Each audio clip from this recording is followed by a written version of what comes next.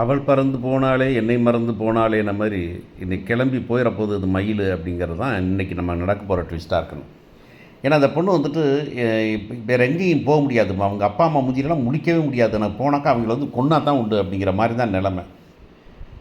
கூனி குறுகி போச்சு அப்படிங்கிறதெல்லாம் வந்துட்டு இன்றைக்கி நடந்த எபிசோடு மட்டும் இல்லை, இனிமேல் நடக்க போகிற சமாச்சாரம் கூனி குறுக போகிற சமாச்சாரமாக தான் இருக்கும் அப்படிங்கிறது தான். இந்த நிலைமையில் ஒரு மனுஷரை வச்சு யோசிச்சு பார்த்து நம்மளும் கூட இருந்தோம், அதே நிலைமையில் இருந்தோம் அப்படின்னாக்கா என்ன அந்த அடுத்து தோணும், அந்த மாதிரி ஒரு கோழ மனசுக்கு அப்படின்னாக்கா என்ன நடக்கும் அப்படின்னு நமக்கு தெரியும் வழக்கமாக. ஸோ இன்றைக்கி என்ன நடந்தது அப்படின்னாக்கா, அந்த பையன் வந்துட்டு செமத்தியாக விளாசிட்டான். உங்களுக்கு யாருக்கும் தெரியாது, என்ன நடக்காதுன்னு தெரியாது. எல்லாம் என்னை வச்சு நான் மறைச்சிக்கிட்டு இருந்தேன். நான் பண்ணேன் என்னடா அப்படின்னடா மறைச்சேன் அப்படின்னாக்கா, மறைச்சிக்கிட்டு இருந்தேன், மனசுக்குள்ளே வச்சு அமுக்கிட்டு இருந்தேன். நானே வெடிச்சு போயிடணும்னு நினைக்கிற அளவுக்கு நான் இருந்தேன். உங்கள்கிட்ட சொன்னால் நீங்கள்லாம் தாங்க மாட்டீங்க, நான் தாங்குற அளவுக்கு கூட தாங்க மாட்டீங்க.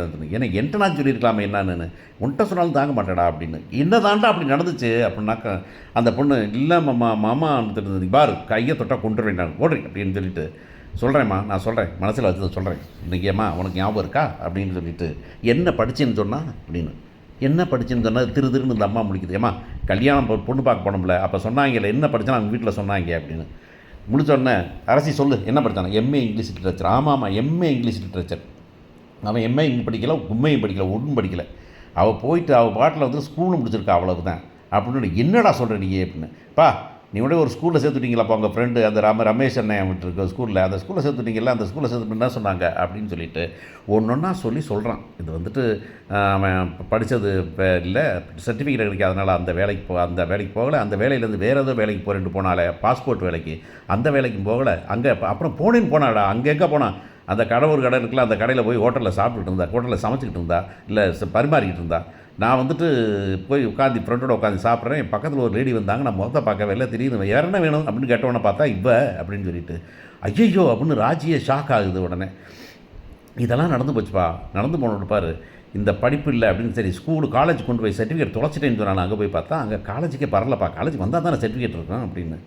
அடப்பாவிங்களா அப்படின்ட்டு வருஷம் இருப்பான். டே அவன் மேலே சும்மா பொய்ய சொல்லியிருக்காரு, அந்த பிள்ளை பிடிக்கலாங்கிறதுக்கு போய் சொன்னேப்பா, என்னப்பா பொய்ங்கிற, இன்னும் இருக்குதுப்பா, இது மட்டுமா இருக்குது அப்படின்னு சொல்லும்போதே மயக்கம் போய் விழுந்துருச்சு அந்த அம்மா.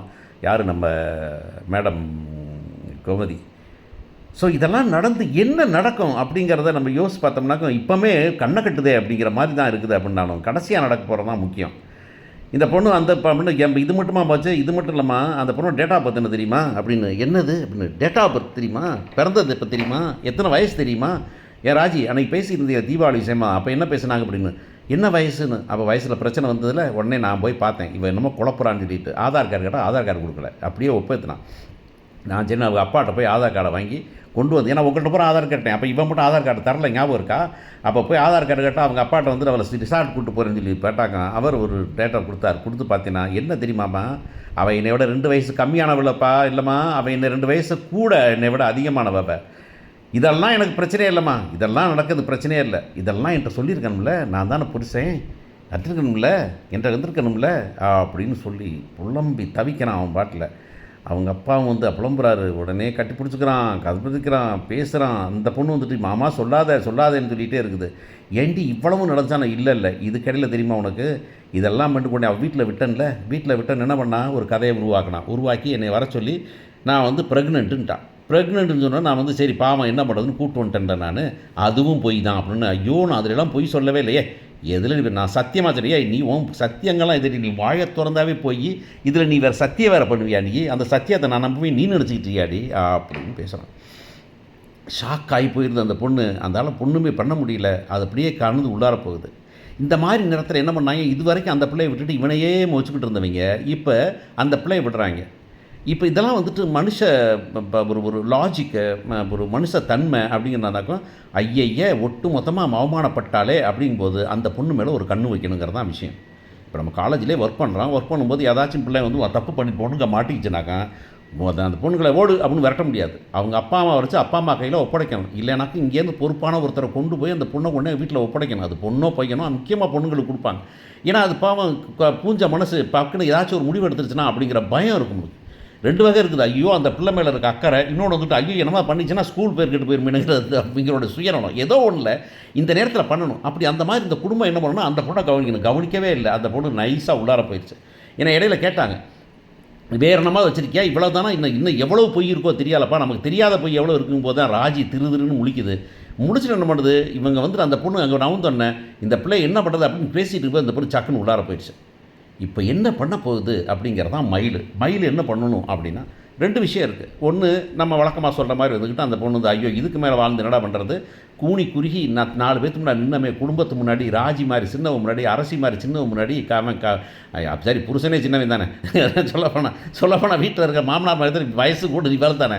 அப்போ இந்த பொண்ணு வந்துட்டு அப்போ என்ன பண்ணணும்னா, கூனி குருவி போட்டுமே இதுக்கு மேலே உசு வாழ்ந்து என்ன பிரயோஜனம்னு ஒரு முடிவு எடுக்கணும். இன்னொரு முடிவு என்னன்னாக்க, போகடா வீட்டை விட்டு கிளம்புறடா, இந்த வீட்டில் இருக்க முடியாது என்னால் அப்படின்னு கிளம்பணும். சரி வீட்டை கிளம்பி எங்கே போகிறது, அவங்க அம்மா அப்பா வீட்டுக்கு போகணும். அவங்க அம்மா வீட்டுக்கு போக முடியுமா, போக முடியாது. ஏன் போக முடியாதுனாக்கா, அந்த கணக்கெல்லாம் பேசி காரணமே அவங்க தான். இன்னும் போனால் மட்டும் நான் வாழ வச்சிருப்பாங்களா, தங்கம் வாங்கி கொடுத்துருப்பாங்க, நகை வாங்கி கொடுத்துட போகிறாங்களா, இல்லை வயசு கொடுத்ததுக்கு தான் இல்லை தப்புன்னு சொல்லிட போகிறாங்களா, தப்புன்னு சொன்னால் அவங்க வீட்டில் ஏற்றுக்க போகிறாங்களா அப்படிங்கிற குழப்பம் இருக்கும். அப்படிங்கிறதுனால இந்த பொண்ணு வந்துக்கிட்டு என்னைய கேட்டால், கிளம்பி எங்கிட்டாவது போய் பொழைச்சிக்கலாம், திரும்பவும் ஹோட்டலில் வேலை வைப்போம் அப்படின்னு முதல்ல கண் கட்டின தூரம் மாதிரி பேசாமல் பஸ் ஸ்டாண்டு கிளம்பி பஸ் ஏற போகுது. இந்த விஷயங்கள் தெரிஞ்சு அங்கேருந்து அவங்க அம்மா வரப்போகிறாங்க. அவங்க அம்மா வந்து எப்படியோ போய் எங்கே போனால் வீட்டில் இல்லைனாக்க எல்லோரும் வீட்டை அப்படி பைக்கை ஒருத்தன் கிடுறா, காரை ஒரு கிடுறா, டிவிஎஸ் சுற்றி ஒருத்தர் எறான்னு அந்த பிள்ளையை தேட போகிறாங்க. சரவணன் இப்போ தான் உட்காந்துருக்க, டேய் முதல்ல போய் தேடுறா அப்புறம் பார்த்துக்கலாம் அப்படிங்க போகிறாங்க. போய் தேடி பார்த்தாக்க இந்த பொண்ணு எங்கேயும் கிடைக்க மாட்டேங்குது. கடைசியில் அவங்க அம்மா தான் போய் பார்க்க போகிறாங்க பஸ் ஸ்டாண்டில். பஸ் ஸ்டாண்டில் பார்த்தோன்னா அந்த பிள்ளை வந்து உங்க கூட நான் வரவே முடியாது, உன்னால தான் என் வாழ்க்கையே போச்சு, நான் என்ன கல்யாணம் முடிச்சு வைன்னு சொன்னேன்னா, நான் பாட்டு இருந்துட்டு பண்ணுற வீட்டில் என்ன எதுக்கு கல்யாணம் முடிச்சு வச்சேன், என்னடி இப்போ தான் வாழ வச்சோம்ல, அங்கேருந்து வாழ தெரியணும்ல, இப்போ சொன்னால் ஓடி போயிடுவியா நீ, இன்றைக்கி தான் சொல்லுவாங்க, தப்புன்னா சொல்லத்தான் செய்வாங்க, நாளைக்கு சரி எதிர்ப்பாங்க, எல்லாம் பேசாமல் அங்கேயே தூங்கிக்கிட்டு அங்கேயே சாப்பிடாம 2 நாளைக்கு முன்னா வரதுனாக்கா அப்படியே உங்கள் மாமனார் மாமியார் இருந்து விடு தொலை அப்படின்னு சொல்ல போகிறாங்க. அவங்கெல்லாம் சொன்னப்போ திருப்பி சார் அவங்க மாப்பிள்ளைகிட்ட வந்து மாப்பிள்ளை ஏண்டா இப்போ குடும்பம் நடத்திட்டு போடா, என்னடா முதல் போச்சு, சொத்து ஒன்றும் போல இல்லை வாடா அப்படின்னு சொல்லிடுவாங்க அப்படின்னு இந்த பொண்ணு சொல்லுது, இந்த அம்மா சொல்லுது. அதெல்லாம் முடியாது அப்படின்னாங்க. சரி வா முதல்ல வீட்டுக்கு போகலாம், நான் உன்னை வாழ வைக்கிறதுக்கு ஒரு வழி, சாமதான பேத தண்டம், நான் வெளிப்பேன் தரேன், அவங்கள எப்படி வழி கொண்டு வரணும், அவங்களே வந்து உன்னை வந்து வீட்டில் வந்து கூட்டிகிட்டு போகிற மாதிரி நான் பண்ணுறேன் அப்படின்னு வில்லத்தனம் பண்ண போது பாக்கியா அப்படின்னு நினைக்கிறேன். இதில் எல்லாம் சரியாமல் நம்மளால் வந்துட்டு பக்கத்தில் உட்காந்து மிக்சர் தின்னுட்டு இருக்க போகிறாரு அவங்க அப்பா அப்படிங்கிறது தான். ஸோ இந்த பொண்ணு பண்ணத்துக்கு தண்டனை கொடுப்பாங்களான்னா, வழக்கமாகவே சீரியலில் தண்டனை கொடுக்குறதே இல்லை அப்படிங்கிறது தான். தண்டனைங்கிறதுன்னு அருவாளை வச்சு வெட்டணும்லாம் சொல்லலை, ஆனால் தண்டனைங்கிறது ஏதாச்சும் ஒன்று கிடைக்கணும்ல. ஒன்றுமே இல்லாமல் மாய்மாலம் பண்ணி மழுப்பி இல்லைனா வந்து மிரட்டி உருட்டி வந்துட்டு ஒன்றா சேர்ந்து வாழ்கிறது அப்படிங்கிறது தான் பாக்கியா பண்ண போகிற வேலை. சரி அப்படி இருந்தால் சரவணனும் அந்த பொண்ணும் சந்தோஷமாக வாழ்ந்துட முடியுமா அப்படிங்கிறதும் இன்னொரு ட்விஸ்ட்டு வேணும். என்ன ட்விஸ்ட் வேணும்னாக்கும், எப்படி சரவணை மயிலை ஏற்றுக்கிட்டான் அப்படிங்கிறதான் அடுத்த ட்விஸ்ட்டாக இருக்கும். அதுக்கு வந்துட்டு என்னென்ன ட்ராமா நடக்கும், என்னென்ன காட்சிகள் நடக்கும், என்னென்ன கதைகளை சொல்லணும் நம்ம பிள்ளை அப்படிங்கிறதெல்லாம் இருக்குது. இதை தாண்டி நகை பிரச்சனை எங்கே வந்து நிற்கும், எப்போ நிற்கும், வெடிக்குமா பார்ப்போம்.